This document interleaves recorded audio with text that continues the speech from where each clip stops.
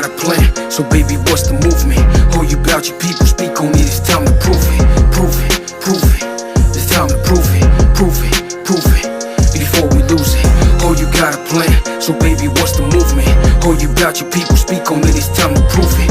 Prove it, prove it, it's time to prove it. Prove it, prove it, before we lose it. Oh, you got a plan, so baby, what's the movement? Oh, you about your people, speak on it, it's time to prove it. Protests and riots, our people about to lose it. Emiliano Zapata runs deep up in my music. Revolutionaries, incarnate when I rap. Pancho Villa featuring Guevara on the track. Brown pride, that shit is fire though. Jaguars crying tears of blood, that shit is wild though. Let me take you back to 1917. Carmelita Torres keeping that same energy. Set it off, mental clip is loaded, get it off. Used to bathe in bullet showers, but the men were soft. Say it loud and scream it, canal, clear your throat. While I bleed the deepest lyrics that I ever wrote. This for my raza that died by being lynched. The ones American history books always missed. Oh, you got a plan, so baby, what's the movement? Oh, you about your people, speak on it, it's time to prove it. Prove it, prove it, it's time to prove it. Prove it, prove it, before we lose it. Oh, you got a plan, so baby, what's the movement? Oh, you about your people, speak on it, it's time to prove it. Prove it, prove it, it's time to prove it. Prove it, prove it, before we lose it. Moctezuma feels the pain, let me be his voice.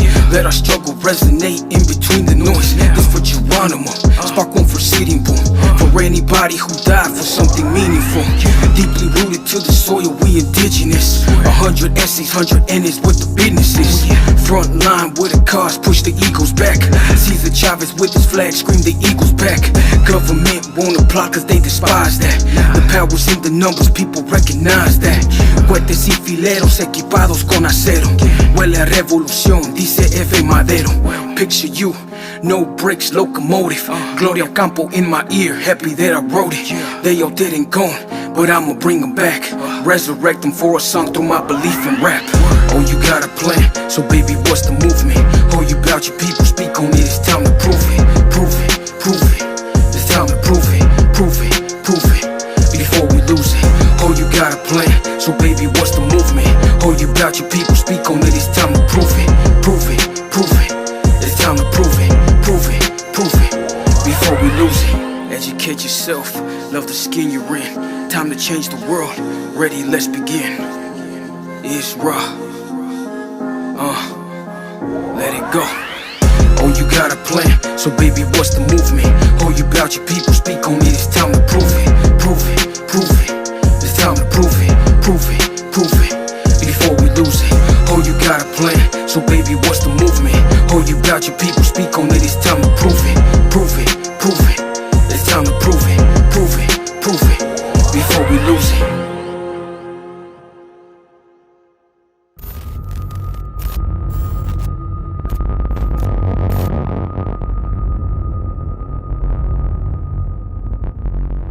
All right, everybody, welcome to another episode of West Coast Street Knowledge. I'm your host, Gil, aka the American Cholo, and today it's my pleasure to introduce the homie here, IzRAW. Talk to us, brother. What's up? How you doing, man? Thank you for the invitation. Absolutely, brother. We ran across on the internet world on Instagram. I ran into you maybe about a little bit over a month ago, and off the back, homie, I like your style, I like your music, and I want to get your story out there, man. So let's just jump into this. Where were you born, brother? I was born in Cuernavaca, Morelos, here in Mexico. At 9 months old, my mother took me to the States. What year were you born? 1985. 1985. Okay, so how old does that make you right now? 35. Okay, so you're 35 years old. Okay, you were born in Mexico. You came here at what, 9, 10 months old, you said? 9 months old. And where did you move to? We went directly to Santa Ana. So is that what you call home base? Pretty much, man. I mean, I spent most of my life there. I think it was 26 years. Okay. You know, 26 years. And did you go to school, graduate in Santa Ana? Yeah, I went to.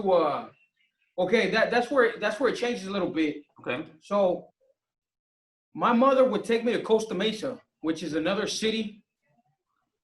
Probably, she had an idea that it was a better education for me. So every day we would go from Santa Ana to Costa Mesa for me for elementary. Okay. And then in junior high, that's when I started going to schools in Santa Ana. And did you get caught up in the gangs in those times or no? You know what? Like everybody that's in the gang lifestyle, we kind of, what happened is I became a troublemaker, to be honest with you. Not a troublemaker in a sense, like, you know how there's some of them that want to just rebel. I was basically a guy that liked to stick up for people. All right. So if I seen somebody being picked on, I was the first dude to go right there and swing. I wouldn't talk, you know. That was my problem. I had a lot of I don't know if it would be called anger or anything, but I felt like it was my right to swing on somebody that was picking on somebody. So that got me in a lot of trouble. So when I got kicked out of school, what do? You immediately start hanging around with the wrong people. Right. Now, when you came over here, was it just your mom you came with, or was it a father figure in this whole picture? No, I never met my father. Okay. You know, so yeah, I was with my mother, my grandmother, rest in peace. She was already in Santa Ana, so we went directly with her. And was your mom like typically working all the time, or how was that household? Yes, my mom is. My mother and my grandmother, rest in peace, are probably the two hardest working women I've encountered in my whole life. My grandmother, I think she worked cleaning houses probably like maybe I think over 50 years. Wow. And my mother, she's worked cleaning houses probably like 40 some years right now. Wow. So your mom's still at it right now?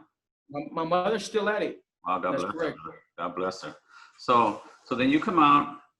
You've got this kind of I don't know, say anger chip, but at the same time you also were in your mind. I'm sure sometimes it was. I'm sure sometimes it was just IzRAW being IzRAW, and you were banging on people. Yeah.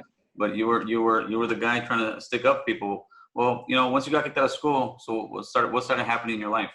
Well, you know what? I got caught up in probation. You know, I got put on probation. I went to juvenile hall. Came back out. You know, but I mean, I was involved like everybody else in the street life, man. You know, I went on the run. I did the whole thing. I stayed months in momos, motel rooms, cheap motel rooms. But you know what? Although I was always a gang member, I was kind of the black sheep because I wasn't a drug user. You know what I mean? I was very, very, I've always been a type of person that does not give in to peer pressure.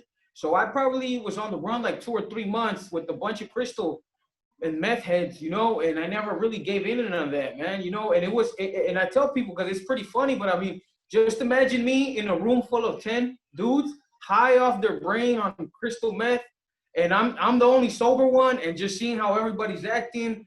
I mean, I would trip out sometimes. I'd be like, wow, because, you know, everything would be cool and dudes would, you know, like just all of a sudden just go to the door and say somebody was outside watching us. And Tweaking. How they start tweaking. So how long were you out here? So wait, where are you living now? I live in Tijuana. You live in Tijuana. California. How long have you been down in Tijuana for? I got deported in 2012. So yeah, 8 years. How old were you when you got deported? I was 26 or 27. Okay, so were you acting a fool to get deported, or what happened? No, you know what? I'm gonna be honest, because I mean, I already did my case. I pled guilty, so I mean, there's really nothing. What I did is, I ended up, look, man, at 18 years old, I decided not to work for nobody no more. You know, I had my last job where I had to work for somebody. So at 18 years old, I started doing my own thing. And in the process of that, I also went to college. You know, Okay. I went to college for a good while after graduating from continuation school. And as I was in college, I kind of like just one day, like it just kind of dawned on me, and I said, you know what am I doing here? I don't have papers. You know, I'm taking a career in business management, and what am I gonna do? I mean, I don't have. Once I finish this, how am I gonna get a job? You know, I don't have any legal documentation to proceed after my education. Like, what am I gonna do now? So you know what? I said, we're in my mind, I said, we're really just wasting time right now. You need to do something. So I dropped out of college and I started doing illegal things, man. I started I started making fake documents, you know. Okay. I started not in a morally wrong way, because you know the sometimes there's people that do them to do fraud. Mine wasn't that way. What I dedicated myself to was to help people get jobs. You know, when a lot of illegal immigrants get to the United States, you can't get a job if you don't have a social security number, if you don't have a green card, you know. So that's what I did, man. So eventually it caught up to me. You know, eventually they started an investigation, and all this you don't know until you're already sitting in jail. Yeah. You know, they had a 3-month-long investigation with Homeland Security, Santa Ana PD. There was like 3 or 4 departments. I didn't even know that many type of departments existed on a case, but they had a good case on me, and so that was pretty much it, man. That ended up being my life in the United States. That was like a one-hitter quitter on you. They got you and they Yeah. said, go. Wow. And I got lucky. I got lucky because it was my first offense as an adult. So since it was my first offense as an adult, they kind of went lenient on me. I fought the case for a good while. I got a private attorney, which in reality didn't do much for me. You know, he really didn't do too much for me. At the end of the day, they just told me, look, you want to get out today, you're just going to have to accept this felony. And I had to take manufacturing and distribution of illegal federal documents. Wow. So I signed that. What would you say to somebody who says that is a crime and you were doing fraud? You know what? I think they're correct. You know, at the end of the day, I mean, I can't argue with the law, man. I mean, we know what we get into before we, you know, I mean, there's no crying on my part. I take it like a man. Morally, I never felt bad because it wasn't with no intention to fraud, like, you know, Right. get anybody's anything. So it just depends on the individual. But of course, I can't argue with saying that it was wrong because, I mean, I knew what I was getting into. That's right. So let me ask you this. But did you know how big of a consequence you were paying by getting deported over there? Yes. And how hard was the transition of you going from living in the United States practically your whole life, I mean, to living where you're living at now? Well, you know what? I'm glad you asked this question. You know what? Let me tell you something. When I was in the United States, I felt I was super Mexican. You know, especially growing up. I hated when people said Latino, Hispano. I'd be like, nah, man, don't call me that. I'm Mexican. Yo soy Mexicano. You know, I took a lot of pride in that. You know, I took a lot of pride in that. When I got deported, it was a huge culture shock. You know what I mean? Everything is different here. And it's amazing to me because when you're over there, you think, look, it goes to the littlest thing. When you're over there, you think everybody in Mexico drinks Coronas and Modelos, and they drink jarritos for soda. No, nothing like that, bro. Nobody even knows what jarritos is. You won't find a Corona and no Mexican, man. You know what I mean? So it even from those little things is so different, you know? So when I got here, everything was a big shock, you know, because I look at it like this. I felt I was a lion in a jungle over there in Santa Ana. Why? Because I was always a natural born leader. So I always had a lot of people following what I said. To me, I was a lion in the jungle. But now when I got here, it's like taking a lion and throwing him in the ocean. You know, he's out of his element. He's no longer the predator.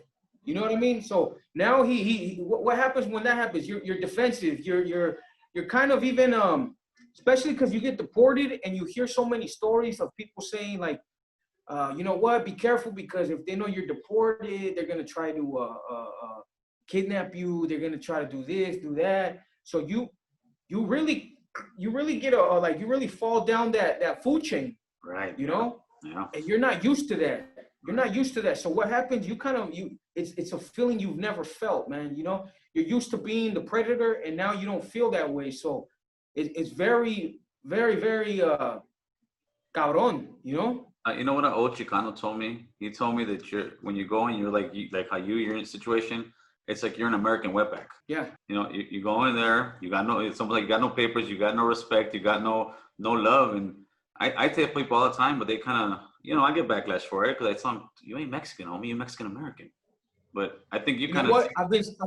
I've been saying that on the comments because I mean I'm very active on Instagram with a lot of things that go on, and I've seen a lot of people. They will say, you know what?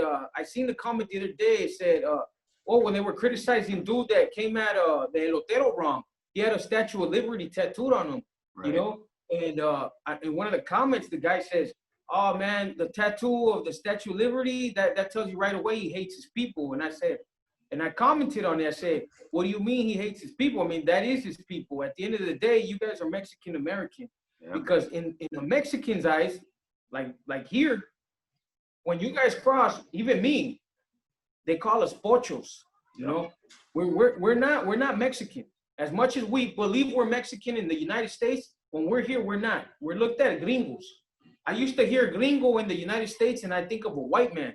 When I got here, and they would say like, tu amigo el gringo, I'd be like, well, who? Because the ones that came to visit me, they're all homies. The bald one, el gringo, I would be like, oh shit, like it's a lot different. And these people, they don't know that because they haven't experienced it. You know what I mean? So to me, they're Mexican American, and ain't nothing wrong with that. It ain't nothing wrong with that, in my opinion. What do you think that is, though? Typically, I mean, this is my opinion, but I've got a pretty good opinion on it because I lived it. It seems to me like most guys, and when I say guys, I mean guys and women, now these gotta be fucking politically correct about everything. Most people that come to the United States that actually lived in another country like Mexico, Honduras, you know, anywhere else, you come over here, you adapt to America and you kind of say, hey, I'm American. I love this country for the opportunities it gives me. Why is it that most kids, and I say kids like young guys, sit here and are ashamed to say they're American and want to say that they're more Mexican than American or either or? You know what? I think it has to do with our upbringing. You know, our upbringing, our parents are very cultural. And I understand because they don't want us to forget our roots. And me, I was Mexican my whole life. I understand that, but you could actually consider me in the States Mexican American because I was there since I was 9 months old. But I felt like how these dudes felt. I would get mad when they would say I was Mexican American. I would say, no, you got it wrong. I'm Mexican, you know? Because why? Because I felt like I needed to validate myself amongst my people. You know what I mean? I felt like I needed to make my grandmother and my mother proud. So I felt I couldn't accept that title of being labeled an American because I kind of associated American with light skin, with blue eyes, right, with a white person, you know? So I didn't want to be associated with that, you know? I wanted to maintain my independence from that type of look, you know? No, that makes a whole lot of sense, brother. Because I mean, but now that you're over there, again, what do you consider yourself now? Oh, I consider myself Mexican, man. I mean, at the end of the day, it's something that I had to accept. As hard as it might have been at first, it was very hard because, you know, when I was there, I felt Mexican. And then when I got here, I didn't feel Mexican enough. Right. You know what I mean? I didn't feel Mexican enough because, hey, sometimes I'd go and I'd ask for a Pepsi or a Squirt, and they'd be like, what the fuck? Who drinks Pepsi, bro? Who drinks Squirt? or I'd go to a club, and I'd be like, man, I don't see nobody drinking Coronas. I don't see nobody drinking Modelos. And I tell them, hey, aren't you guys drinking? No, we don't drink that. That shit's for the white boys. And I'd be like, oh, shit, you know what I mean? That's for the gringos. That's for the gringos. Yeah, exactly, man. So you're shocking everybody, homie. You're telling me only the gringos drink Coronas and Modelos. Man, it's the truth, though. But see, we don't see that, or a lot of Chicanos, Pochos, Mexican Americans don't see that because when they do come visit, 80% of them go to the tourist areas. Oh, yes. You know, yes. They go to Revolucion and TJ. They go to the red light district where they have all that. You know, when you go to Red, it's all Coronas, it's all that. But I mean, you're talking about a little section of TJ. You know. So when you first got there, what did you start doing for a living? I mean, did you have family living there or something? You know what? I'm gonna be honest with you. My second day in Tijuana, I got arrested. I got arrested because I didn't have ID, which is so awkward to me. Wow. Because you know what? it's crazy. You're over there and you don't have an ID. You get deported and you don't have an ID, and you go to jail here. You know, the second day they took me to jail, they stopped us. They're like, "What are you guys doing here?" Hey, we just got deported from the States. Well, you got ID? I'm like, well, how you expect me to have ID? You know, no, well, you're going in. So when I went into jail here, I said, well, what? He's like, you're gonna have to talk to the judge. So here's the culture shock, because we're used to a judge where, you know, you see him, you know, he's respectful. We kind of have him in a high statue, you know. And so all of a sudden, this dude in some like just t-shirt and some random guy comes out, and the cop's like, all right, that's the judge. Tell him what happened. I'm like, that's the judge. That's the juez. And I'm like, senor, you know, I'm like, hey, where's your ID? I don't have it. 24 hours. I said, 24 hours? Yeah, you're going to be here 24 hours in jail. I was like, for not having an ID, man, I just got deported. He's like, so I went in the cell. The cell is like this, bro. This is nothing like the States, you know? It's like this. So I said, what's going on here? You know, I was like, what, man, this sucks. This is my second day. And I see this hole, this little hole, like you know, like in your shower, the drain. Yeah. Right in the middle of everybody. And then, so I'm like, well, I wonder what that is. I wonder, like, you know, I don't know. So, like, maybe I'm there an hour. And then an hour later, dude, he has to do his necessities. So the cop tells him, go ahead. And I looked, I was like, well, go ahead, where, man? You know, where? Oh, shit. Dude, he had a squat down, and he was taking a shit right there, man. And in front of everybody. And that's when I said, you know what? That's it. I'm out. You know, I'm out. I'm going to pay it. So I called the dude. Hey, you know what? I need to get out. I can't be here. How much? Told me. I said, well, I got this amount of money. I'm out. Peace. That's it, man. That was it. You know? Over there, it's I'm almost sure if you would have some money, gave the cop some money for your ID, he would let you go right there and then. Yeah, but you know what? I wanted to be a hard ass, and I wanted to say, like, nah, I'm not gonna, man. I've been in jail. I'm a G, man. You know, fuck no. I'm not gonna give him shit. But then you know what? Then that happened. So that was my introduction to TJ. I tried to go back to the United States for a couple months. You know, and when I say a couple months, I mean because, you know, it's a whole adventure to do that. You know, so. Right. That happened for a good while until, you know what? I realized and I said, look, at the end of the day, bro, you're Mexican. This is your country. If you get to the States, you're not promised to be there your whole life. So you should actually take this as an opportunity to start doing something. Do something for yourself so you could be established here. So that way you don't get over there and then get thrown out here even older, right? You know, with less opportunities. So what I did is, one day I was walking down the Sobre Ruedas. That's basically like the swap meet here, but outdoor, like a flea market. I don't know if that's what you would call it. A flea market, yes. So I seen some ladies cutting hair. And so I said, you know what? I think I could do this. I think this is something I might be able to do. So I called my brother, you know, and shout out to my brother who was my backbone sometimes here, man, you know.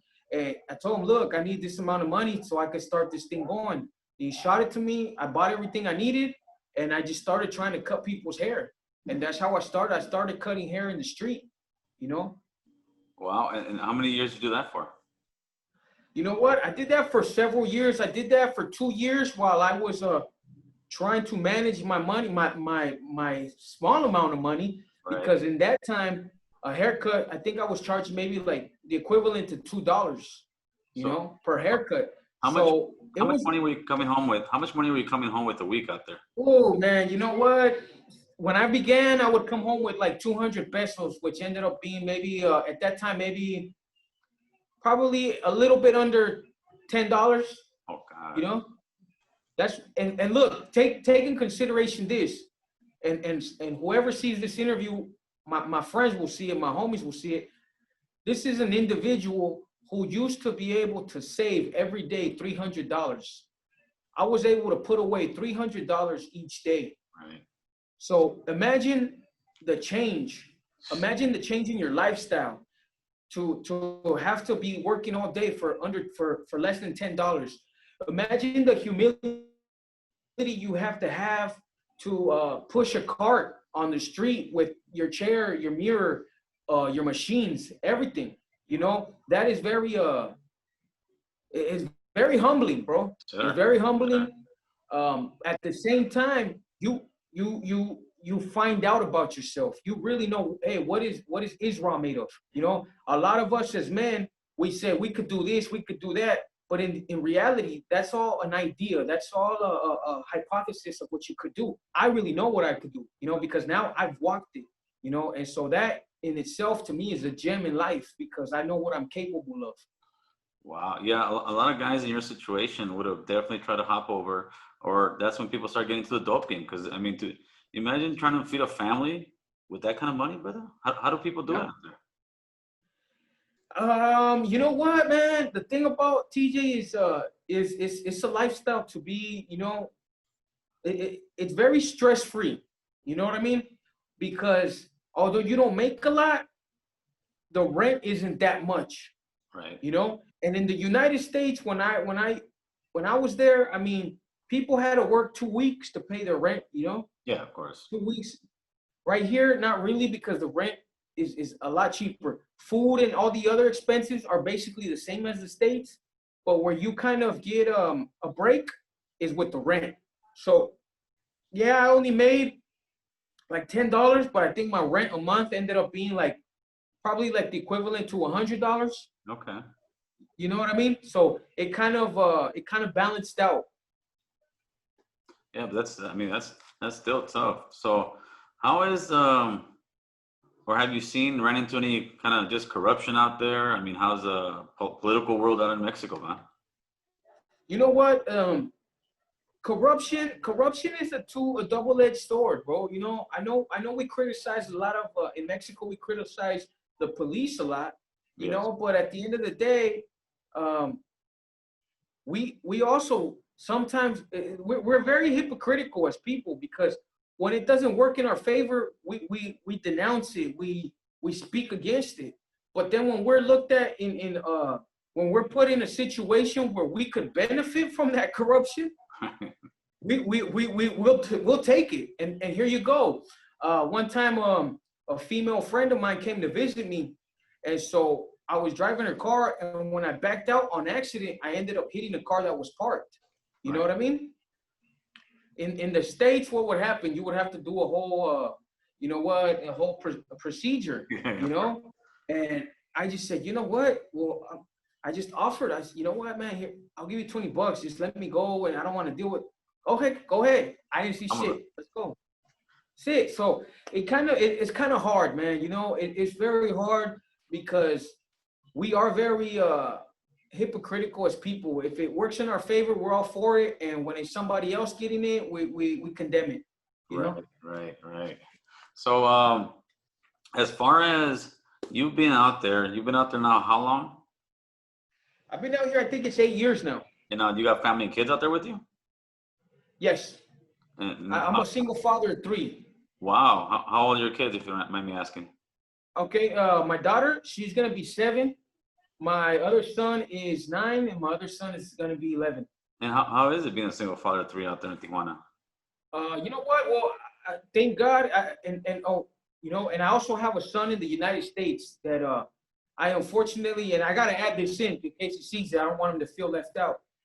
Unfortunately, when I got deported, I didn't have the support from his mother to want to maintain me in his life, which is understandable. You know, I can't ask for her to go out her way because of mistakes I made. But getting back to that is the good thing is I put myself in a good position to be able to be a head of household and be solid right now. Even with the pandemic, thankfully, I was very responsible and disciplined with my cash flow. So at the end of the day, even right now, I find myself in a cool situation, but like everybody else, I mean, it's going to get to that point where I got to figure something out too now, you know? Absolutely, brother. So when did you start getting into rap? You know what? I got into rap when I was 16. When I was 16, I started hearing, in that time, I think it was Pocos Pero Locos. It used to be on 106 Yes, of course. with, I think her name was Kool-Aid and I don't know who else. But I heard that and I said, you know, I related to it a lot because I was still in that cholo phase, Right. you know. So I related to all that music a lot, and I just started wanting to do it. You know, I said, you know what, this is me. This is me, you know. Since I was 4 years old, I wanted to do something significant in my life. I wanted to impact people's lives. So I found that outlet, you know what I mean? And I said, you know what, this is for me. So I started, I did everything possible. Look, unless you hit the lottery, it's a super long process for a rap and music artist to hit a big national platform and stuff like that. I had plenty of opportunities, but I was too naive and too immature to take advantage of them. At the age of 18, I was offered a music deal with Univision, which is a big channel over there in the States for the Hispanic community. Yeah, of course. At that time, I think they had Acquid and they had JP, I think, I'm not sure. They had a couple artists, but they wanted to, when we had the meeting over there in Los Angeles, they wanted to tell me how to make my music. And they wanted me to do a different genre of music, which was weird because I was doing rap and they wanted me to do reggaeton. So when that happened, I just kind of said, you know, I was young. I said, you know what? I'll have plenty of opportunities later. So that's the gamble I took, man. And I said, you know what? Peace. I was a knucklehead, G. I mean, you could imagine at 18 years old, an 18-year-old gangbanger from Santana, the type of attitude he has. So then you got deported. Did you start rapping when you got to TJ right away, or it took you a couple of years to get back going? Man, it's been an adventure. Let me be honest with you. So throughout my time, I mean, I kept on my music. I stayed my music. I did so much music. I pushed it. I hustled it. I would be out in the parking lots with my homie. Shout out to Little Stone, Hendrix Meta, slanging CDs. You know, we'd be in parking lots slanging CDs, which was very hard and difficult when you're a gang member, because you're not just trying to push your music, which is hard enough. You're also trying to be careful that you don't run into certain people. So you're always on that, like you're slanging and you're like this. You know what I mean? Yes. And so, you know what? It's a very long road we walked, and at the very end of it, we were finally getting the recognition we deserved, and then I got arrested. So when they deported me, they confiscated everything I had. All my music, they took everything. Everything. Santa Ana PD took it. So just imagine years invested of time and energy all down the drain. So when I got out here, I didn't want to know. I'll be honest with you, I didn't want to know nothing about music, man. I was so hurt by that. That's the biggest thing right there. And I just didn't want to know anything about it. I didn't want to know nothing, man. I just wanted to just be something else. I wanted to extinguish that fire I had of wanting to be somebody in life, which is pretty sad, you know? But I knew and I understood that music, English rap, English hip hop in Mexico was not gonna give me money, you know? So I said, I need to do something that will. So I dedicated myself to what I learned, you know? And when COVID hit, when coronavirus, or I don't know the term you guys are using over there, when that hit, it made me question, like, a lot of people. I've seen a lot of old rappers come out the woodworks with this, you know?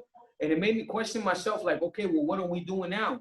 You know, who is IzRAW? Okay, man, you know, you've done this, you reached all the goals you had as a barber, you've been an educator to schools, you're a business owner, you've helped out, you've done this. What do you do now for yourself? You know? And I said, well, you know what? I always had that dream. And my grandmother, rest in peace, she always pushed me from my music, always. Hey, why don't you get back in music? Why don't you? And I never did, you know? But one day I just said, you know what? I started hearing a lot of music that's on. And I just said, you know what, man? These dudes, with all respect, you know, I respect their hustle, but there was no substance. There was no message. There was no lyricism. There's no art anymore as a hip hop artist. you know? So I said, you know what, maybe it's the time for me to try to influence that. Maybe it's a time for me to try to change that and bring something of what I know. And so that's how I started, to be honest with you. I just started, and I didn't start little by little. I started 100 miles an hour. No, in your music, that's what caught my attention. It's got a message, brother. I mean, it's got a message, not just one song. Just about every song you do, brother. And do you write these on your own? And do you take a? I mean, does it take a pen and you sit there for weeks, for days on end? How do you come up with this stuff? You know what, man? When I used to write music, I used to take a good while to do a song, and it's crazy. I feel sometimes it's gonna be funny. I feel like I get possessed, man, because I will write a song from 2 a.m. to 5 a.m.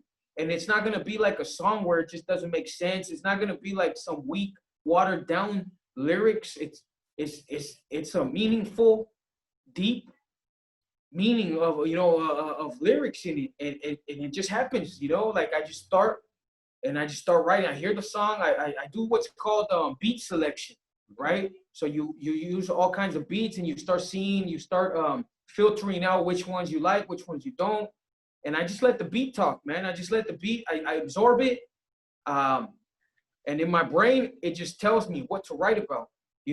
And since I'm very up to date with a lot of things, and obviously those are in my brain, so my subconscious probably activates and just starts throwing everything out. And in 3 hours I got a song done, man. I feel at the pace I'm at right now, I feel probably in a month I could probably do like 30, 40 songs, just imagine in a year. What kind of rap music would you say you do? What kind of hip hop music? Man, look, I released a CD that I did 15 years ago that I didn't get a chance to do. When I was listening to it, I was like, man, like that's just crazy. It's more gangster rap, right.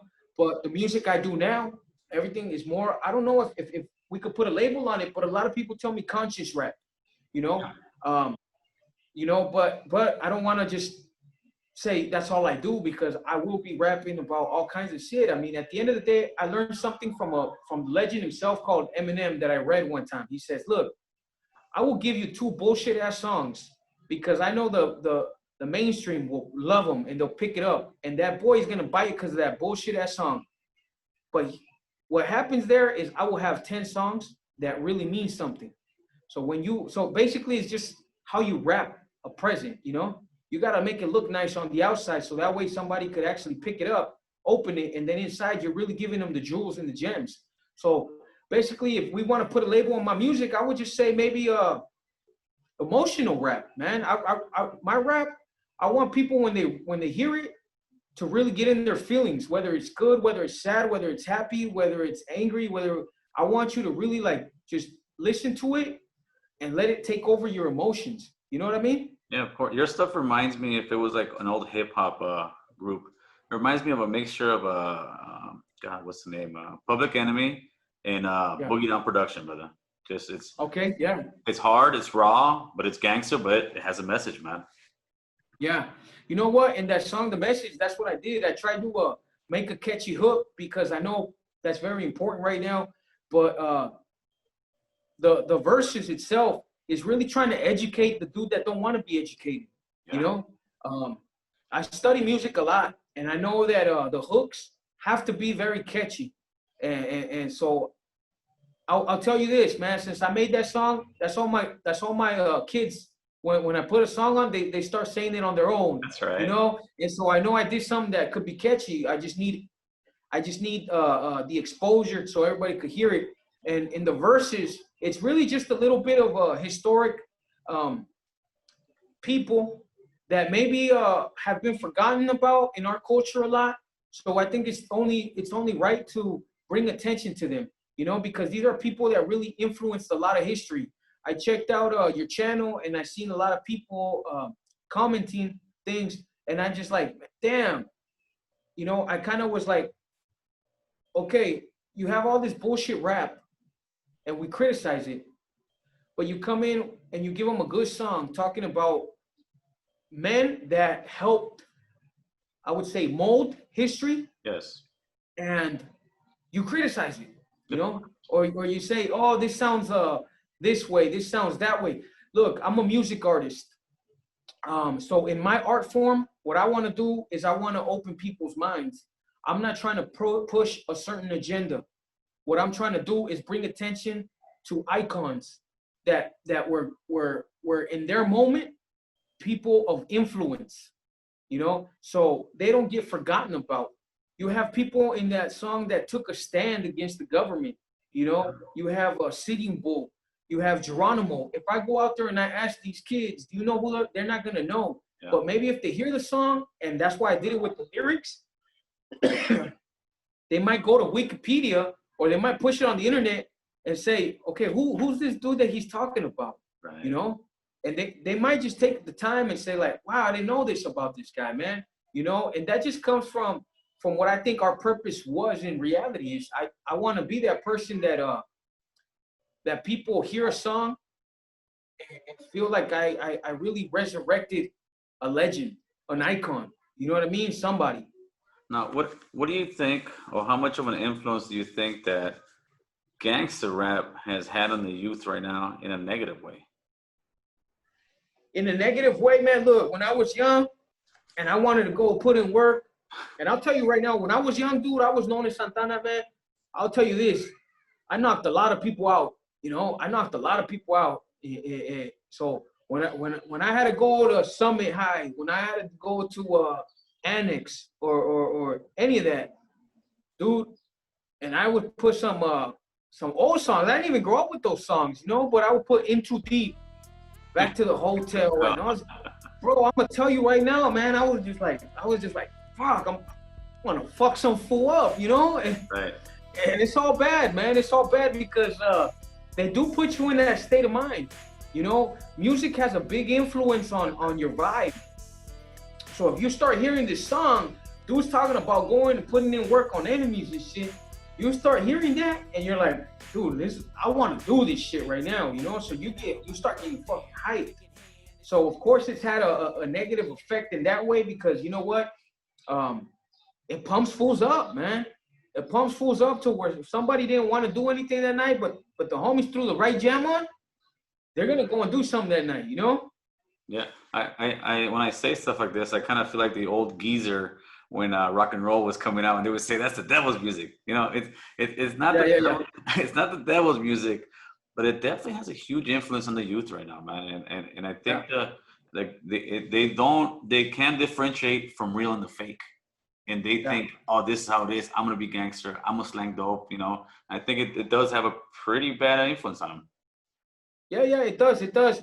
But in that way too, though, I don't know if I would say necessary, but it's actual life. You know, it's a documentation of what we go through. So it depends on the individual, how he wants to absorb it. Right. You know what I mean? It depends on you, how you want to absorb it. Unfortunately, when we're young, we want to absorb it and be influenced by it. You know what I mean? And right now, a lot of the music that you hear that's gangster rap, I don't know. I feel like more like if it's drug rap, G. You know, I feel more. They talk about they've made it cool somehow to be dumb. You know, and I can't vibe with that. I just can't, man. Like I can't. You know, they've made it cool now to wanna do things that in reality got no positive outcome. And I just don't get that, man. You know, I don't get that. I don't know if it's my age. I don't know if it's my maturity. It's your age and your maturity because I was bumping yesterday. I'm at the gym. I'm bumping Dr. Dre. I think serial killer. You know, he's talking about he's killing this guy. He's doing this, and I'm remembering when I was a young kid. And I'm bumping this, and now that I'm older, I'm thinking, wait a minute, fool, you were never about that life. You're just rapping about it. But as a young kid, I'm really believing this fool's going on killing somebody, and I'm getting pumped up, getting my strap, and you know. And so it definitely is. And as we get older, I think we kind of start seeing it for what it is. Let me ask about this though, man. The influence that hip hop has had on Latino raza culture, I think it's made it to a point where these guys are losing their culture, man. Definitely, man. You know what? And that's something I'm against. We need to make our own lane. You know, we need to be independent from that. Like I'm all for rappers that I love Tupac. I love all these other rappers, man. I grew up on them. But we also need to remember that we have to be independent as well. We got to make music that vibes with us. Why? Because at the end of the day, I mean, this is history, what we're doing. You know, this is documentation of history. When I do my music, I mean, that shit's going to be along forever. So, like, I've been at this. I came back, and my sole purpose right now, and I said this today while I was taking a shower, I was like, what are we doing? And I said, you know what? My music, my motivation for my music isn't to be rich. It's to become a legend. You know, it's to do legendary shit. So I can't do that if I'm trying to be in their lane.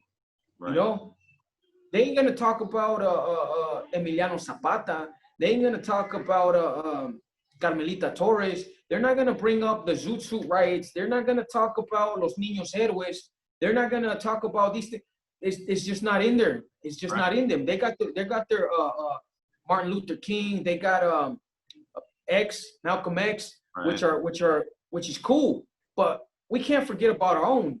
You know, let's include us in those discussions. And we can't do that when these dudes are being so influenced by that culture.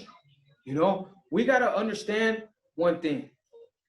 It's cool because I grew up on that hip hop, but I've maintained true to my culture. You know, I want to bring it. If I have a voice, I want to bring attention to what we're about, because you know what? It's history. It's part of our history.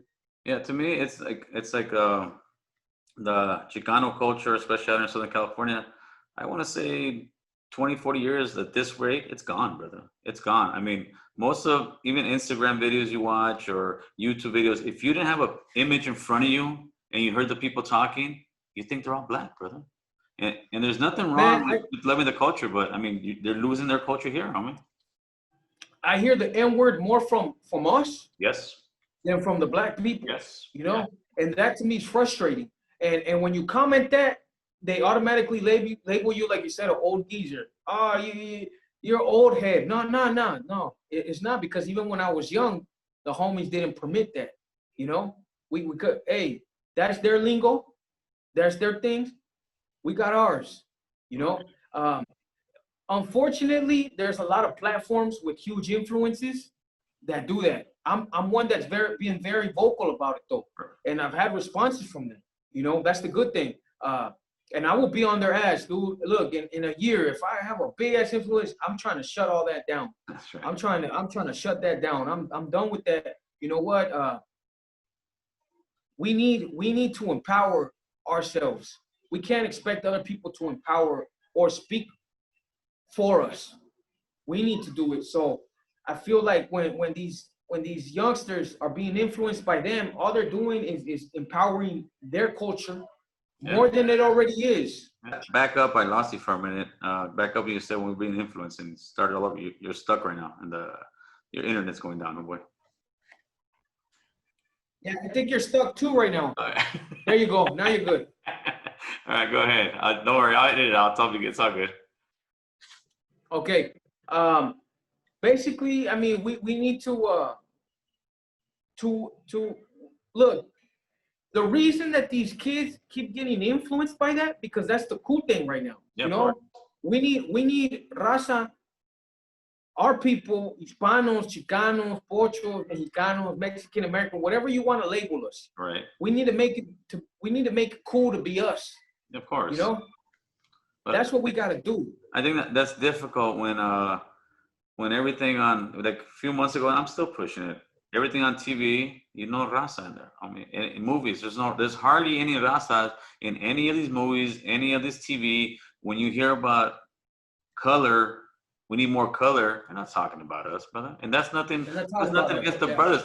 I respect the brothers' hustle, man. They got one of the strongest, like pushing media, pushing sports, pushing politics right now. I respect their hustle, but I think our youth just want to jump on their thing, and we're leaving our culture, we're leaving our struggle behind, because we have struggles too, brother. That's what people seem to forget. But it's not, they say it's not our turn. To me, well, when is our turn, brother?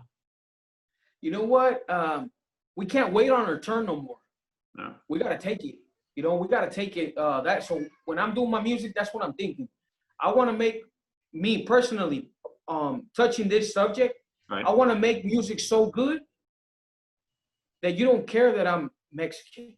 Right. You know, but the problem here is this, that a lot of us, we kind of hate on each other, you know? Our people, we kind of want to not, if somebody's coming up, we see them more of a threat. And I don't know if that comes back to how we grew up, because when you were gangbanging and you went to anywhere you were at, even standing in line at Taco Bell or whatever, and another dude came in and he was bald, what's the first thing you did? You would start looking at him like, who's this guy?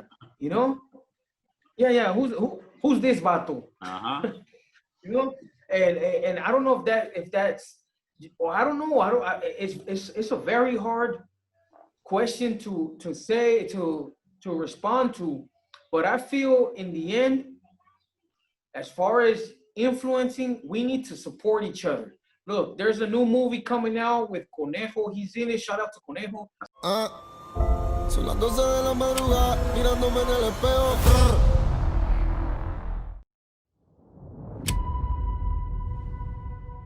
You heard of me? What have you heard? I heard you're the devil. I might be. Come on, fool. Good, eh? Every gang in LA has to pay their taxes. What's up, Holmes? Wake up.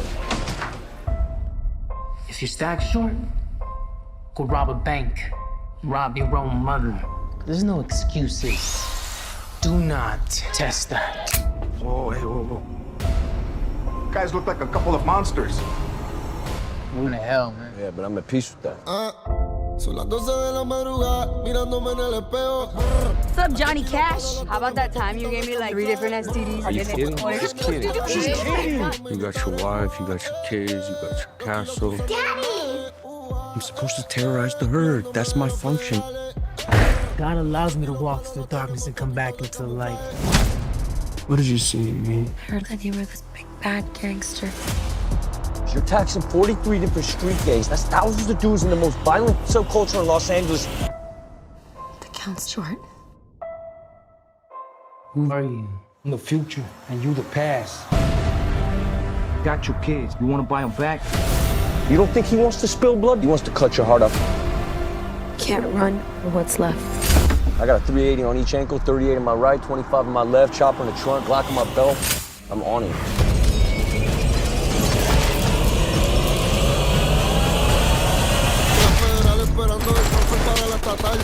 Took my kids, man.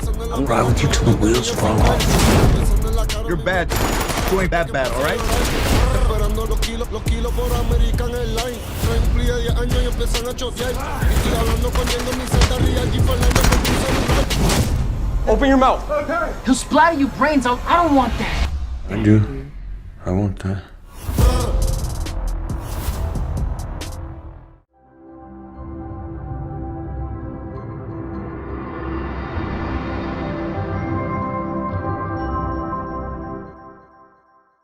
With Shia LaBeouf, man, you know what would be awesome? What would be fucking cool? If everybody with the big platform pushed that. Yeah. Push. Why?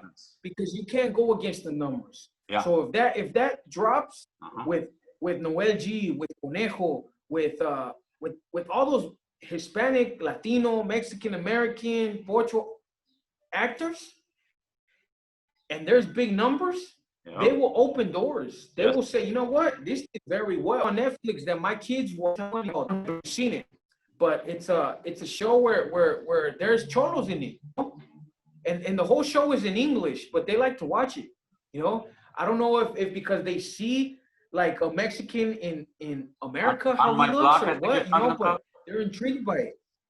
Yeah. No, that's a great show. You know what? I want to say Netflix is probably the #1 outlet for Latino, for Raza movies and shows right now, man. They've got a lot of them, and I think they're actually getting a good feedback because they're pushing it, man. And that's what we need to do. We need to support all those shows, man. We have if we have actors, if we have politicians, if we as long as they're true to our culture, let's push them. Let's make it cool to be us. So, you know, when you mentioned the stars or, you know, getting involved, right? I still say yeah, and I got pissed off at a few out here in LA. But I'm gonna be completely honest with you, without even saying exactly, because people get all upset. When I went to that rally, I saw why, man. Because we gotta understand that these stars work for studios, they work for companies, Yeah. they work for endorsers, they work for this. And if these guys were to endorse to go to a movement, and these people go and see what they're endorsing, and all of a sudden you got a movement saying F America, F this, F that. It's like, this is what you're endorsing, and that's kind of hard for a star to back up, huh? Yeah, you know what? I agree. I agree. It, I've given a lot of judgment on a lot of celebrities that are raza, you know.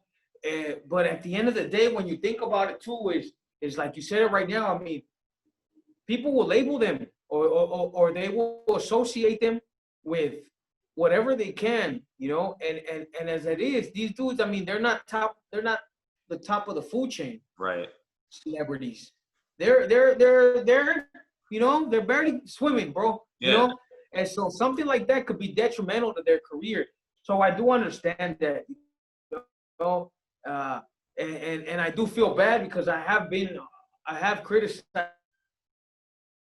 them a lot sometimes, but you know, sometimes out of emotion, then we kind of sit back and then I don't know who's going to these events. Imagine, I mean, look, man, back in the days when there was concerts for Chicano rappers, there was shootouts right there, G. You know, there were shootouts in the events, you know, and that kind of fucked shit up. You know, that fucked up the whole movement, things like that, because then it's not a family event no more. So imagine something like that happening at a protest or something. Yeah. They in there, you know. Yeah.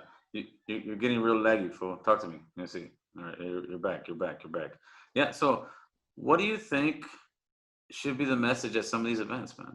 I mean, you're behind the scenes in a couple of these other ones, but you're seeing what's going on. What do you think the message should be? Okay, I don't understand why people want to say, like, you know what, eliminate police and stuff like that. I feel more it's I don't know if the correct term is police reform or some type of reform, right, to where the laws are looked upon more, you know. I think that would be very positive in right. Change. You know, we need to examine these laws a little bit more, and protocols and training, police training. I don't know if look, I always thought like this. I always said, man, if a police officer or if a judge, this was in my head. I said, a judge should be obligated to do a year in prison or in jail. Just, I know people might be like, what is this guy talking? But you know what? I think if we've walked certain paths, we could kind of give a better opinion of what we're gonna put this person through. You know what I mean? And I think cops, we should do something similar. Like, if you really want to be a cop, I don't know, apart from their, you know, their studies or some, have them go through some type of training or something to where they understand what it is to be put in those types of positions. Like, you know, hey, putting a knee on the neck. Well, fuck, hey, you know what? Hey, Jimmy, go and put John in a chokehold for 2 minutes. Let him know how that feels. So that way, when he does want to do it, he kind of might empathize and be like, oh, no, I'm not trying to choke this dude like I got choked, you know? I don't know, man.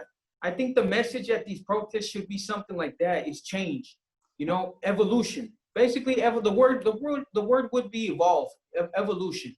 I think so, but we need to evolve as people to get that message out there and start running with that message, because to me, it's the same message, brother. It's the same message, and it gets drowned out, and they look at us like Jehovah Witnesses. They look out the window real quick. Oh, it's these guys again, man. That's why, I think we need to get a message out there that we are deep, but we're not united. You know, once we start getting our votes united, we get our money united, they'll pay attention to us, man. You know what? A lot of us always talk about being united, but it's very difficult. You know, it's a big mountain. It's a big mountain, and it can't happen just on its own. People have to put egos back, and put their egos down, and say, you know what? Let's make this work. Let's all come to a compromise. the thing about us is when we're at these events, everybody has their own agenda. Yeah. Some people want to push, hey, this is a native land. Right. Other people want the kids out of the cages. Other people want prison reform. Other people want open borders. Other people want, so there's so many like movements in one, Yeah. you know? And that's what kind of divides everybody, because everybody's going for their own benefit, basically, or their own agenda. But at the end of the day, I think it falls upon, we just all want change. Yes. You know, everybody wants change. So it's a very delicate subject in reality, because it could tear everything apart if we don't really work together, man. You know, and we've worked so hard for all this to come together. I mean, never in my life did I think all these protests were gonna happen, you know? I've been in immigration, you know? I've been deported, and not just deported in TJ, I've been deported on the other side of Mexico over there by Texas, which is 100 times worse, G. Right, yeah. You know, I've seen this. I've seen how it is, man. So, you know, it's very delicate, you know? I think, this is my opinion, I think that the biggest fight that we could all get behind of and that we can push is immigration reform out here, man. We talk about all kind of stuff. We got 11 million people in the United States, you know, what they're estimating that are undocumented. And I would say out of those 11 million, 9 million are hardworking, law-abiding, and they're an asset to this country. The other two, you know, 500,000 or a million, maybe bozos. The other ones are still trying to figure it out. But I think that as long as we keep fighting each other, none of these parties are going to give us immigration reform. And they haven't. They promised, and they're not going to until we actually get together to try to change this thing, man. I think immigration reform is and a lot of the talks I have with a lot of the people that I've been talking to about all of this, I don't know, I don't want to speak too much on it, but I'm involved with a lot of things going on with groups of people, is this: we have to go to the root of the problem eventually. We can't keep ignoring the root of the problem. The root of the problem is what is making our people. When I say our people, I don't just mean Mexico. I mean our Salvadorians, our people from Guatemala, from Honduras. What is making our people leave their countries? What is making our people take these risks? Take these, because it's a risk, man. You know what? When these Central Americans come through Mexico, they don't have it easy. Don't think they're received with flowers and pie. You know, these people go through hell. You know what? These people go through hell. And I've always said it myself, man. It used to piss me off a year ago when these caravans were coming here, and just how us as people, how we reacted to these immigrants. But yet we react to the U.S. politicians not being on our side. Like, it just seemed like we look like such hypocrites, man, you know? And that shit would piss me off. You had a lot of people from here saying, you know what, they're gonna steal our jobs. Hey, you know what, they're all criminals. And I'd be like, man, this shit sounds like what Donald Trump is saying about us. Like, dude, like, how can we expect to receive something that we ourselves aren't willing to give? Right. So this all goes back to what's the root of the problem. Immigration reform, hey, freeing the kids, the borders, everything. That all comes after the root. The root is, why are all these people leaving? Let's see what can we do, or what can you guys in the United States do to help these countries? And a lot of people will say, well, that's not our job. I understand. And they'll say, that's not our problem. I understand. But it has become your problem once they cross that border. So can we please see, like, not think that way, open our minds and say, what can we do to help those countries so that way this stops coming in? Because at the end of the day, I look at it like this, bro. All the solutions that we're thinking of right now, they're really just putting tape on a leak. Right. You know, you guys are just putting tape on a leak that's eventually going to give out, and it's going to keep happening, bro. You know, I mean, all this keeps happening. They'll put a little tape on it, and the water won't come out for a bit, but then the pressure gives in and it'll come out again.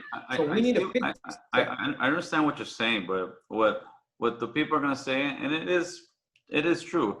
They would say a lot of these countries, because the imperialist United States back in the days, this and that, but at the end, before the imperialist United States was in there, the Spaniards had conquered all this and that.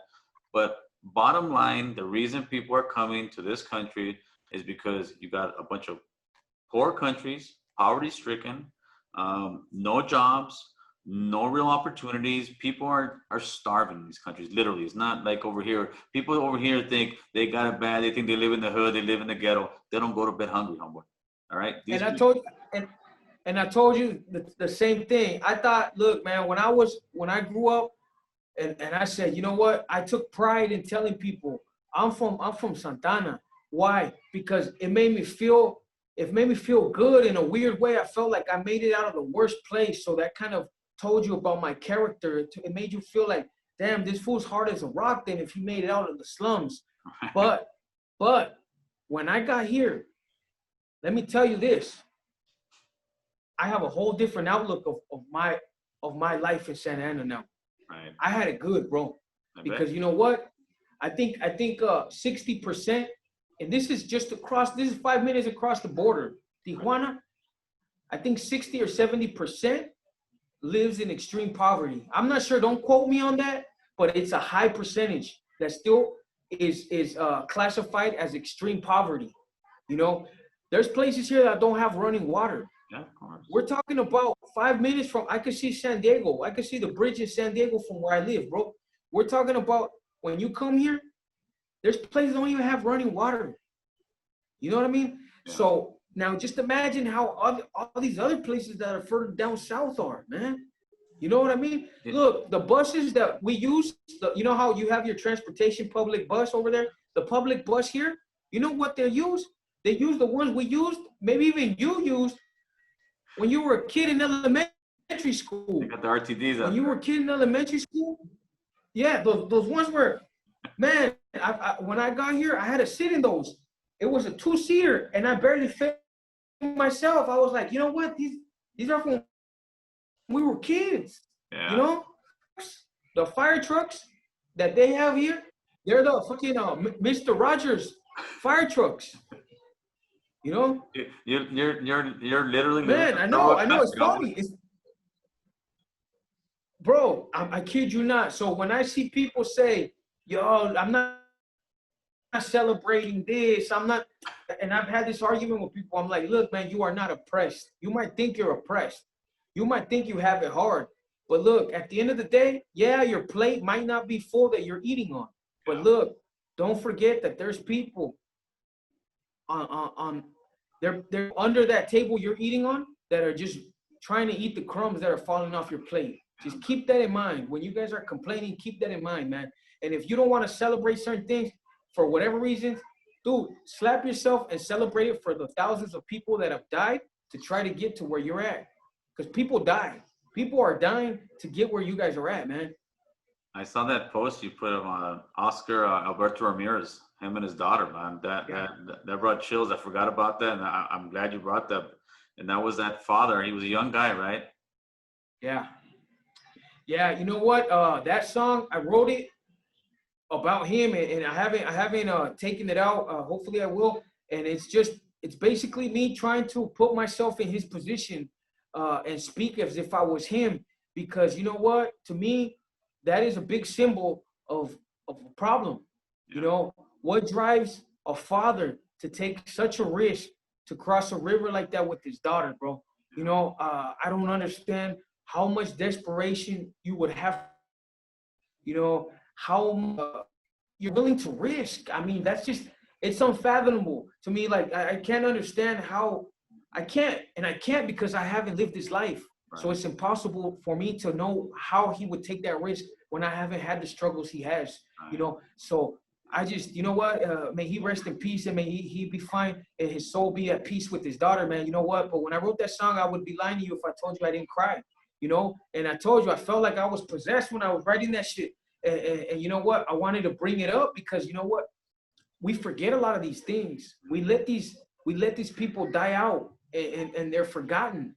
And I want to be a person that is going to resurrect these situations, these people, these struggles, these events, and bring them back to you so you don't forget, so you remember. Like today, you just told me that, hey, you know what? I did my part then. Yeah. I did my part, you know, because we're donating to so-and-so. We're donating to this, but we're forgetting. You know, I see a lot of people donating here and here and here and there. fuck, man, I hope one day I'm in a position to where I could change where I'm from, where I'm at now. Because I see paleteros that are 80 years old pushing a cart uphill. You know, I see this shit. I see way worse stuff, man, than what's bad over there. So when we're talking about oppressed, when we're talking about this, there's a whole nother level that people are not awakened to. They're not able to see this, you know. And I hope this interview, I hope the interview that we're doing now could open people's mind and could have them appreciate even a bad day is somebody else's good day, you know. But I think that also goes to the media pushing the narrative, brother. The media is just pushing it. You're oppressed, you're this, you're that. And I know, I was born in Honduras, brother. I'm like, you guys are not. And when I say it, they think, oh, you're just a fucking guy who doesn't know any better. You know, back to that same old thing. But what these young people don't understand is this is a video game. I'm 45 years old. So if you're 25, I'm 20 years ahead of you on this video game, brother. I'm telling you, this is how this video game's going, and you're tripping. But no, I'm glad you're here speaking about the truth about that, man. You know what? It makes me upset sometimes. It makes me upset. How can I not be upset when somebody is in a better position than millions of people and they're still complaining about it? You know? And I'm not saying, hey, don't be a conformista. I mean, don't be I don't know if the word is conformist. But I mean, give thanks for what you got. You know, somebody along your ancestors put you there. Yes. Somebody crossed you there. Somebody said, you know what? We can't live in this country no more. I don't want this for my son. Let's go. Somebody did that for you. So please don't spit on his struggle by saying, I'm not gonna do this. I'm not gonna. Oh man, you know what? I have it tough. Nah, man. Don't do that to our people. Don't do that. Don't do that to our people that are willing to die, you know, to get to where you're at, man. Like let's be thankful for what we have. Even if we have little, the next man has a lot less. Right. So back to your question, or what you were asking about the countries. To be honest with you, America isn't going to do anything. Nobody's really is going to give a crap about those countries because the corruption is so rooted in there. Mexico, narco state. I think all those other countries are turning to some type of narco state or whatever it is because these guys get in power and they're dirtbags, man. They don't care about their people. They starve their people, yet they live in lavish lifestyles, most of the presidents out there. But that's why I think the way to do it is in-house in America. If we get some type of immigration, we get people to stop looking at the gangbangers, the dope dealers as the top dogs, and start to get the attorneys, the lawyers. It's going to take a couple generations to get there. And to me, it's like this. In America, every race has shed blood, has shed families, had one way or another arm, anything. This country is made off the blood of everybody in the world, pretty much, brother. Yeah. You know, and to sit there and think that we're gonna fix other people's problems. No, once we get in here, we become senators, congressmen, this and that. Then we change the game within, because right now the rules have been written. And you know what? To me, I look at it like this too. This is a game board. And this game board in the United States right now, people are paying $14,000 just to come from Mexico to come play in this game board and start at zero. That'll tell you how powerful this game board is. And these rules have already been made. You know what? These rules work all right. They work better than anywhere else. You know, so to me, we need to come in here, change it from within, and then after that, we as raza can start making policies that affect these countries from Mexico down south in a better way. You know what? And I hadn't thought about that. You know, right now that I'm listening to you, I'm like, no, well, that's not going to help us, though. But now that you're explaining it that way, I do agree with you. I side with you on that. If we could have people, you know, whether it's grandchildren, whether it's children from people that have that struggle, that came from where we're at, they might be able to make that change. But a change has to happen here in order for people not to want to leave no more. You know what I mean? And it's hard, man. It's a long road. I'll tell you that right now. I know it's a long road. Yeah. But hopefully, if God willing and everything goes right, I mean, people will eventually open their minds and see, you know what? We need to change this. We need to change where these people are coming from. How do we do that? Like you said, hey, let's put people in power. Let's make it a goal to want to be somebody there. You know, it might be hard because here, those positions of power in the States aren't looked at as positions of power here, bro. Right. I'll be honest with you. being a lawyer, being an engineer, it doesn't have the same I don't know, value. I don't know if the correct word would be value as it does in the States, you know. I mean, in the States, you know, somebody's a lawyer, you're like, oh shit, a lawyer, goddamn, you know. Here, not really, man. Here you'll be like, oh, okay, you know, it's not a big thing, you know. Yeah, but also I think, listen, once and to me, this is something that'll take, who knows, 50 years, 100 years, who knows? It takes time, but 50, 100 years goes like this in history, man. And yeah, I think what it is too, once we get that power, to me, this is the biggest issue across the board in the United States, and that's wealth.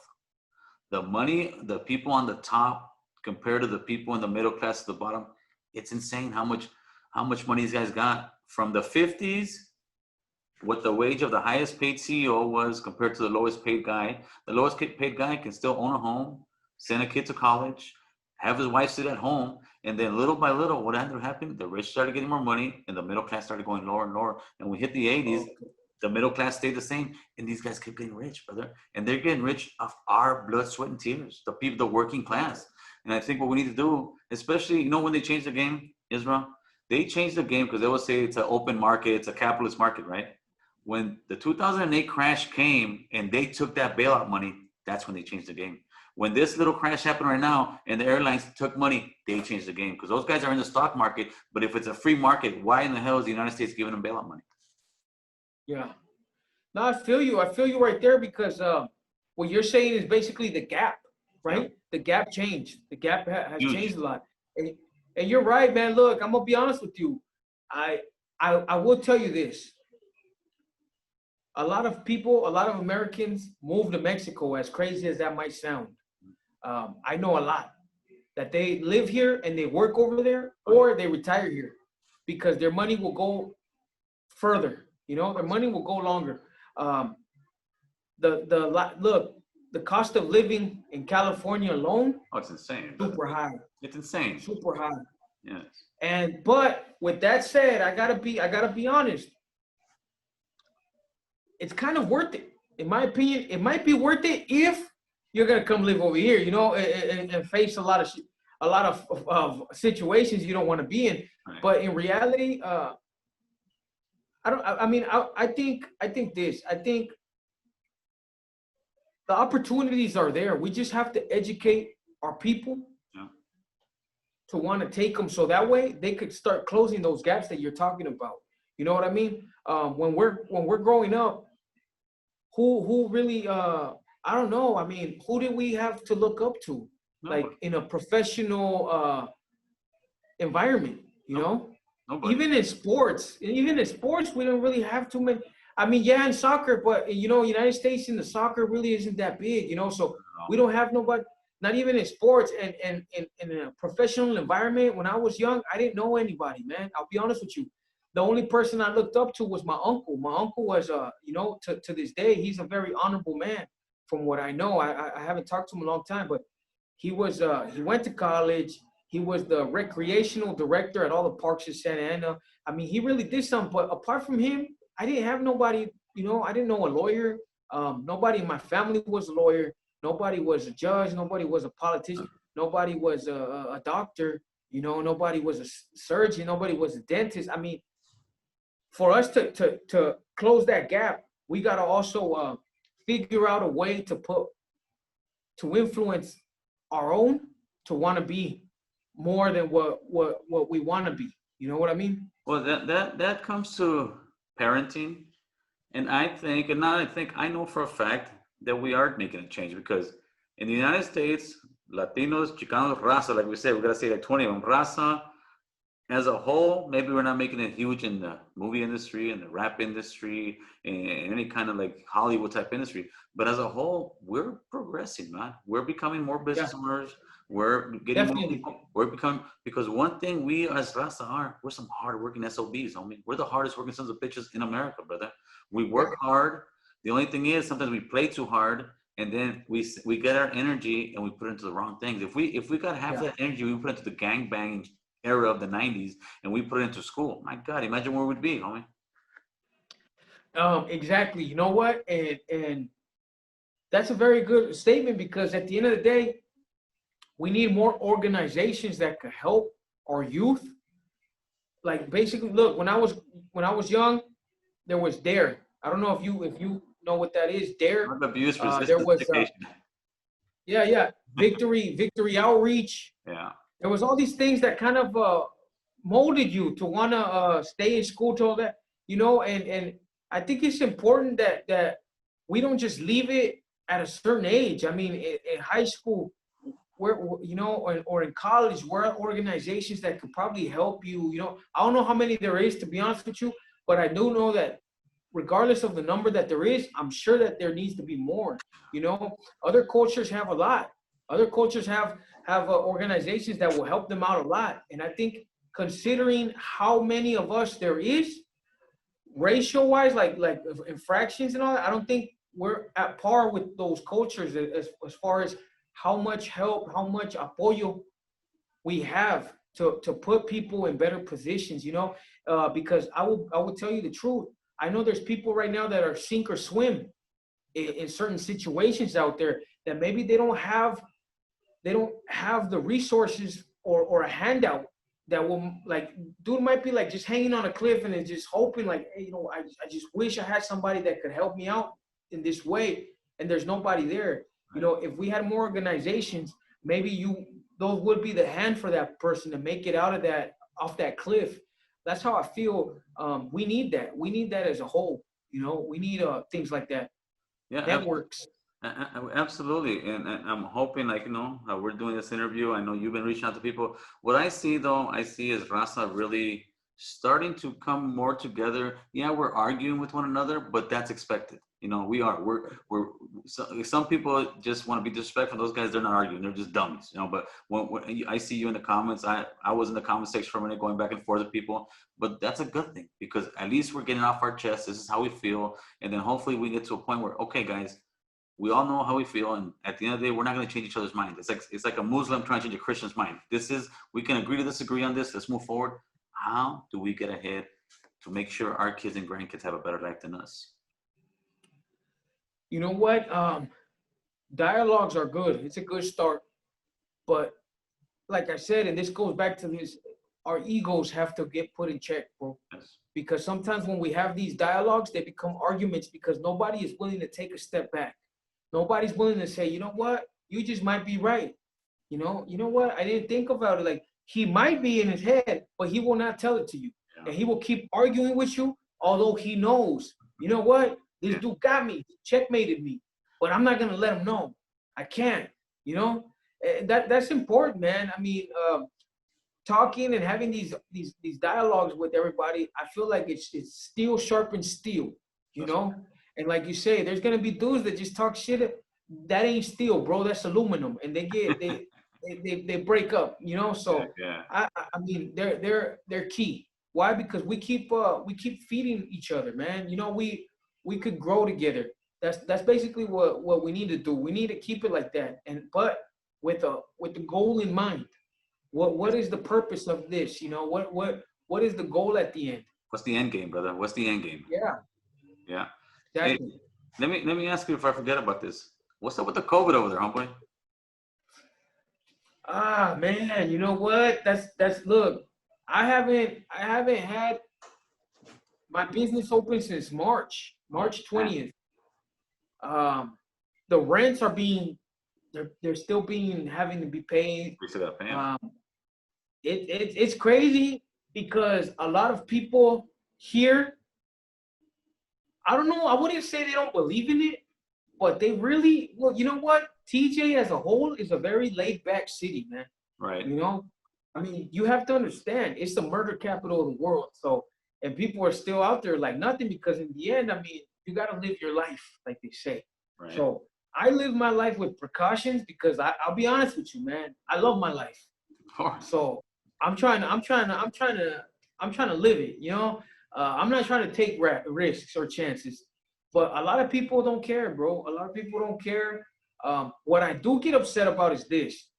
Right now, from what my understanding is, people from here can't cross to the United States legally because the U.S. doesn't let them. Right. But we're letting the Americans cross here. Oh, really?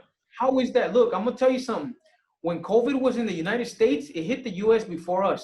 A lot of people wanted the borders closed. They were even laughing about it, you know, because they were like, look at how the irony of this. They didn't close them. A lot of Americans came over here and infected everybody, bro. I'm not gonna lie to you. You know, they fucking infected everybody. So they infected everyone, and now they're back there. But when they close everything down over there, like they just started again, Yes. they're gonna come back over here, However, and they're gonna infect everyone again, bro. So it's a very, very hard situation we're in. It has economically, it has fucking beat the shit out of us. oh yeah. A lot of businesses closed. The other day, I don't really go out too much, you know, more than I have to. But the other day, I did have to go certain places, and I seen how many businesses closed and just are done. And I was just kind of shocked, bro, because I understand the situation, but it sucks. It must suck for somebody to have to close their business down. You know, imagine that feeling of not knowing what comes next. What do I do now? You know, so the feeling of empathy sets in, and I just, you know, I gotta be smart myself. I gotta learn from people's mistakes. So I take care of myself, but a lot of people don't. You know, and it starts. This is crazy, man. When it first came out, I was the first dude that closed.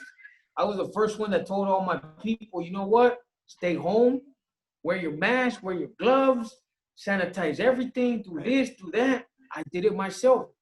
But I'm at that point now where I don't know what to believe, because I will see things that will say the coronavirus, and here in Mexico, this is the news, the coronavirus is slowly dying off on its own. And then I will see the news and it'll say the coronavirus is affecting people that already had been infected and made it out. So I don't even know what to think no more, man. Like, it's just basically, I feel like we're still in point zero. You know, we're at zero still. Like, but to me, it was crazy because, I mean, if it was that serious, all right, and then some people have, you know, they're crazy guys who say, oh no, they wanted to impose martial law and this and that. I was like, nah, but if they wanted to enforce martial law during those riots, that was their perfect opportunity to do it, man. But at the same time, they let so many people get together. So to me, it's like, wait a minute, you had like 50,000 people in some places all there. If this thing was that serious, wouldn't the government say, hey, dude, you guys need to stop this? And now that that show's over, so it's like the news has nothing else to talk about. All right, let's ramp up the COVID again. It's almost like they gotta sell the views. I agree with you. That point, I think it's out there because I know people that have had it. But look, from my understanding, there's a certain type of protocol that happens that if anybody even has a fucking cold, they're told to diagnose it with COVID. So I don't know, man. I don't know. You know, that's how it's been going on here, man. I know this though. I will tell you this: people here have escaped from the hospitals, you know, because it's just crazy. They say that there's a lot of things, you know, a lot of rumors being said, and the people have left, just taking the shit out and boom, you know. I don't know, man. I do know people that have been affected by it, and thankfully they've made it out. I know somebody that said that she couldn't taste or smell for a good while. But like anything, I think the media has pushed it so much that it has made everybody, you know, kind of just on their toes and more scared than it really is. You know, they've painted it to be maybe more than what it is. Yeah, I think they were just real scared at first. They closed all this stuff down. They kind of figured out it's not, but to sit now and say, oh, guys, it wasn't really that serious. It was almost like, oh, we went to war, but we shouldn't have gone to war. Then people are going to say, wait a minute, you made this big old deal out of nothing. So they're kind of still running with it. But at the end, it's a slow news cycle. They got nothing to talk about. Let's talk about the COVID. And if not, we'll show an African-American man getting assaulted by a cop. It's like they want to push something that gets something conflicting. Yeah. Yeah. Yeah, you know what? Because at the end of the day, that's views. Yes. You know, that's views. Man, I mean, just look, and I reference music again. I mean, I've seen this happen, even amongst our scene. You want to be big quick? You want to get clout quick? attack a certain individual and be conflicted with him, and just like this, you'll go up. Yeah. You'll get all his fans because people want to know who's this guy. You know, it's the easiest way to do things. You know, be conflictive. People want to see. You know, I went and I did this show the other day because I'm heavily involved with my line of work and everything. And we did this show. We were talking about the same thing, COVID, and these new licenses they want to do, sanitary licenses and new fees and all these new ways of having people to pay money. So it was a big argument. And me and some ladies, we were like, the whole show was everybody having like a conflict about certain points of views. Right. And the dude called me. He's like, "Hey, bro, our views were high, you know?" I was like, man, people want to see that. People want to see. It's sad, man. It's sad. Look, I'll be honest with you. If you post a good compliment, you know, American Cholo, you push some, like if you put, hey, you know what, I hit 30,000 viewers today, you know, new subscribers. Right. You'll get a couple likes, bro. But you tell them that you took a big hit, I got fired, you know what, I broke my leg, or I lost 20,000 subscribers today. Man, a lot more people will look at your stuff. Yeah. They will all, hey, I'm sorry. That's just our mentality, man. People are remembered more for their bad than their good, you know, and that's unfortunate. You know, it's very unfortunate, but that's almost. It's sad to say this, but it's almost human nature. You know, we want to see conflict, we want to see fights, we want to see anger, we want to see that because that's what we're used to. You know, I mean, you want to see that drama, homie. Yeah. Hey, are you guys? Does Mexico have any unemployment over there, or help any business out? Or you guys are completely on your own over there? You know what? No. Nothing. The other day, I talked about that because you know some dude was talking about a lot of subjects, you know, and I said police brutality here, that's non-existent, man. And it's not because it doesn't exist. There's just not a term because it's just every day. You know? That's regular. It's regular. I mean, what are you gonna call something regular? You're not gonna even have a term on it. It's just what it is, you know. So no, there's none of that. What they did do is they made the first 2 months, which was April and May. The government itself, on a national scale, said that nobody had to pay any rent, whether it was commercial or household. Those months, what they had to do is come up with a payment plan to pay it off the rest of the year. Okay. But basically, that was it. That's the only help. That's all. That's all that was done, man. Yeah, I'm surprised over here. Like I even thought at least California, they should at least push the rent off for 2 months where nobody pays, not even the homeowners, the renter, nobody pays a thing. But at the end, you know why they make you pay? Because the guys on the top, they want their money. Yeah.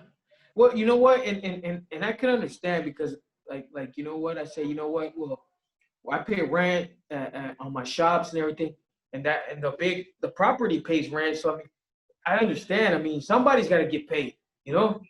So and my mother taught me this a long time ago. No such thing as a free lunch, bro. No such thing as a free lunch. Somebody's paying for it. Yeah, for sure, man. So yeah, how is it over there in Tijuana as far as the crime right now? Are people on the streets? Are the bars open? Is everything pretty much just shut down right now again? You know what? I think they started opening some things up, but they have been more. It has been very strict. You know, a lot of places closed. Restaurants were closed for a long time. You could only get food to go. Right now, the restaurants, if they have everything under control, they're giving permission to open, but they're only allowed to be open at 30% of their capacity. Right. You know, so if there's 10 tables, only 3 of them will be able to be used. As far as bars, I know that they closed them, then they opened them, and then they closed them again. It's just kind of, it's every day's new, you know, every day's new. As far as crime and all that, look, man, if you mind your own, if you're in your own lane and you're not doing nothing you shouldn't, you're cool, bro. That's it. You know, I know a lot of times when I talk to, and this is funny. I mean, I talk to a lot of friends of mine that are in the States, and I tell them like, yeah, when you come into TJ, they're like, no, I'm not going there. It's crazy, you know. And I tell them all the same. I mean, look, if you're somewhere and you're looking for problems, this is the worst place because they will find you quick. But if you're doing your own thing, you're just out to have like a good time and be cool, you el que nada debe nada teme. Yeah, to be completely honest with you, I'm one of those guys because my wife's like, hey, let's go Rosarito, let's go to TJ, let's go. I'm like, oh, hell no. To me, this is why I always tell her, I'm not gonna go to a place where I fear the cops more than I do the crooks. That's true. You know what? But there you go, because it's almost like they know. It's almost like they could smell you guys. You know? Yeah, They yeah. smell. Oh, you know, this is a Mexican American. Mm-hmm. Fuck it. You know, I'm on his ass. You know? And Every that's it. time I've Because gone me, on I mean, every time I've gone on there, I gotta carry $50 or a couple of change because I always get pulled over. It's one thing or another, and it's like, hey, this is what I got. They get the money and they go. it's like a tourist tax or something. Huh? Yeah. Yeah, man. I think they smell it on. I don't know, man. You know what? And I used to trip out, but then I've been here so long, and now when I see people that come from the States, like I could see, I know. I'm like, Yeah, oh, those fools are from the States. I know it. I know they're from the States. Even when they're home, I know a homie that's here, like Yeah. that's deported, and I know a dude that's from the States. Like I know. Of course. Because you hear them talk, and you hear the N word, and you're like, oh, this was from the States. You know? Yeah, yeah. It's just like locals only. You right away see who doesn't belong there, and then that's when I think people get taxed, and that's people fear not going there. But you're pretty much telling me, I'm gonna make sure my wife doesn't see this interview. So you're pretty much telling me that it is safe to go out there and it's cool as long as you just mind your own business, like back in the days. I mean, look, you could get robbed anywhere. Let's be honest. Yes. You know, so it's not. I mean, I can't tell you it wouldn't happen, but I'm saying the percentage that it might happen to you because you're here is basically the same as if you're walking over there. You know, all the stuff that goes on is basically just in a certain type of environment. You know, Right. and luckily we're not in that environment. You know, I mean, we're trying to do our things the right way, so there's no problem, man. You know, I mean, it's a beautiful city when you could have the resources to go and see everything you need to. You know what I mean? That's It's right. different. It's like, look, man, I remember I used to be like, man, Las Vegas is so beautiful, and then people used to tell me like, nah, not if you live in Vegas, and I never understood that until here. You know, right here, people say, no, you know what, you know, Tijuana is beautiful, and I'm like, yeah, but not, I mean, to you guys, but not to the people that live here. You know, Right. kind of weird. Hey, so do your 3 kids speak English too? So You know what? They have they have a little bit of understanding because the educational system here okay. has that incorporated. It has that incorporated English classes. And so do you speak with them in English or you speak with them in Spanish? No, I speak with them in Spanish. All right, all right. So how's the school out there for them? Oh man, you know what? Public school and private school is a little bit different. Private school to me, is cool, man. You know, it's cool as a father. It's cool because they really are very in the school they're very like art motivated, you know, and technology motivated. That's right. It's kind of new, so they push a lot of art on them and a lot of technology, robot classes, and all that type of stuff. The public system is different. The public system is like, to me, if I was a kid, man, that'd be my shit. Man. You know, that's where I'd want to go. Right. You know, because it's cool. I mean, the teachers do what they do, but it's only a certain amount of hours. 4 hours. 4 hours. 1 to 5. Yeah, 4 hours. That's right. When I was in that grade, I mean, I think we would go to school from like 8 to 3, you know? So, fuck, man, you're going to school for 4 hours and you get a recess in there? That's like, right. that's cool, you know? So what's going on with it's you now? cool. What's going on? What's going on with you now, IzRAW? What are you working on music wise? Are you dropping any albums or, you know, because it's you know what? Man, I'm at a crossroads because I've been writing so much and I want to drop an album. I want to do an album, but a lot of people tell me, and it's very true, albums might not be the best route anymore now in the digital era, you know, because people, you could take a song out and push it for a month and then take another one. And so I don't know. I really don't know what I'm planning to do, but I will guarantee you this, that the music that I'm putting out is music that that maybe has not been heard a lot before. I won't say never been heard, Right. but my music, I wanna make people feel it, and it will be something that will have you thinking. It will be something that you're gonna say, you know what, this is an intelligent individual that I'm listening to. This is a dude that culturally he is very rich in what he's saying, and I don't want to push the same thing I used to push, you know. And I've been saying it a lot. I'm more than just a couple lowriders and a couple females in bikinis and tattoos. I'm tattooed like them, you know, but I used to be bald headed too my whole life. But you know what? I want to present myself differently. I want to be known as a real music artist and not just a dude from the block that wanted to get on the song. You know, I want to really take what I've learned in my profession of business and barbering and apply it to what I know now. You know, I want to present myself like a music artist. When you think of the word artist, it means art. You're presenting art in its form. My form is going to be musical, you know, in vocals.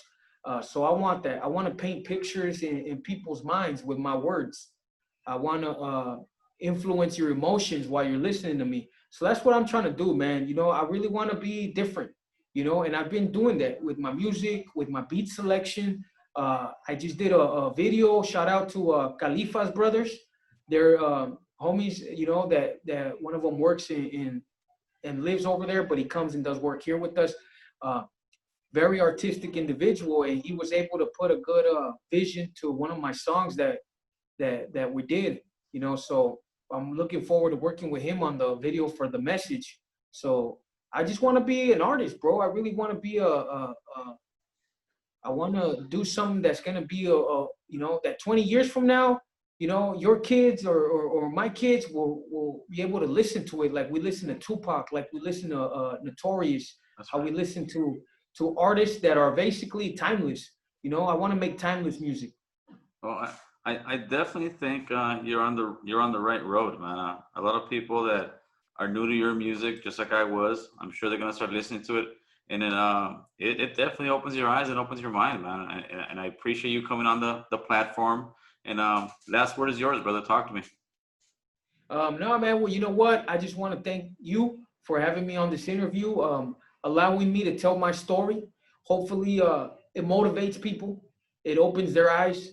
Hopefully, more than a couple people are able to see what I'm trying to tell them. You know, let's be thankful for what we have. There's a saying that says, expect nothing and appreciate everything. You know, if we live that way, we will have a complete and positive life. You know, let's do that, man. Like, let's go away from wanting more and more and more. And if we don't get it, we're mad. We're not kids no more. You know, we're not children no more. Let's appreciate what we have, and what we don't have, let's work to get it.